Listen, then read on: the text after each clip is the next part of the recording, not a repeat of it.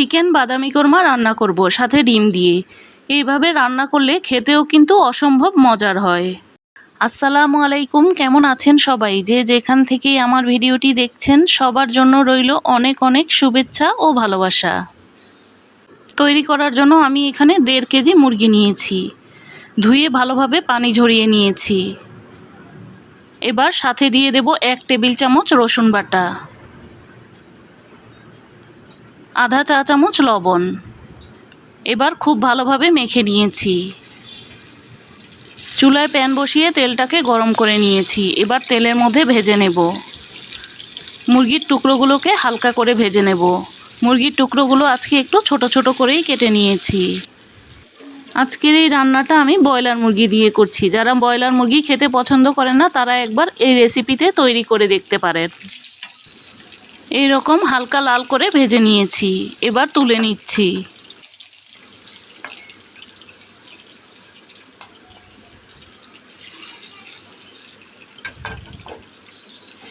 সবগুলো মুরগি আমি একইভাবে ভেজে নিয়েছি, সাথে 4টি ডিমও ভেজে নিয়েছি।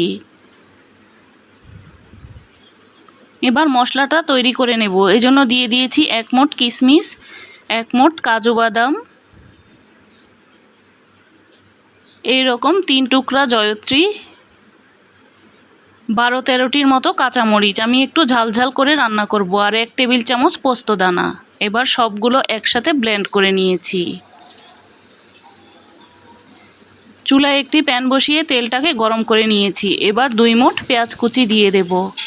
পেঁয়াজগুলোকে আমি একটু বেরেস্তা করে নেব।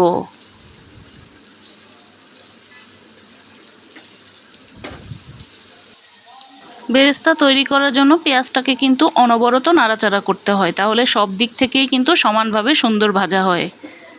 এবার এখান থেকে আমি অর্ধেকটা পরিমাণ বেরেস্তা তুলে নিচ্ছি।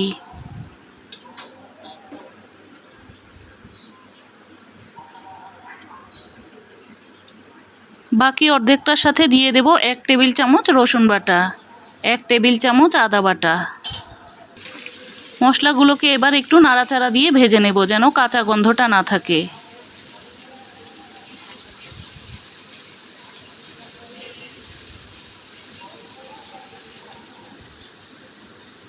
দিয়ে দেব স্বাদ মতো লবণ, 1 চা চামচ জিরার গুঁড়া, 1 চা চামচ ধনিয়ার গুঁড়া, আধা চা চামচ গরম মশলার গুঁড়া।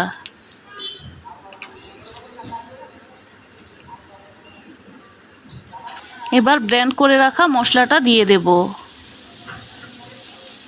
মশলাটা অনেকটাই ঘন, এজন্য একটু পানি মিশিয়ে দিয়ে দিচ্ছি।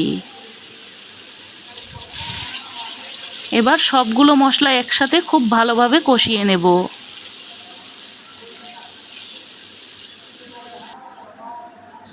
সাথে দিয়ে দেব আধা কাপ টক দই। টক দইটার সাথে আমি সামান্য একটু পানি মিশিয়ে ভালোভাবে ফেটিয়ে দিয়েছি। দিয়ে দিয়েছি 3 টুকরা দারচিনি, 4টি এলাচ। এবার সব মশলা একসাথে আরেকটু ভালোভাবে কষিয়ে নেব। আধা চা চামচ টেস্টিং সল্ট।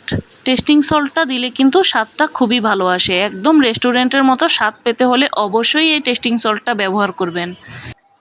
মশলাটাকে খুব ভালোভাবে কষিয়ে নিয়েছি। তেলটা একদম উপরে উঠে এসেছে।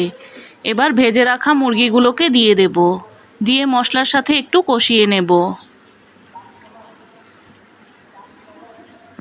আমি আজকে এই রান্নাটা ব্রয়লার মুরগি দিয়ে করছি। আপনারা চাইলে এখানে সোনালী মুরগিটাও নিতে পারেন। এবার দিয়ে দেব 2 কাপ লিকুইড দুধ। চাইলে এখানে পানিও দিতে পারেন, তবে লিকুইড দুধটা দিলে স্বাদটা ভালো আসবে। এবার নাড়াচাড়া দিয়ে মিশিয়ে নিচ্ছি।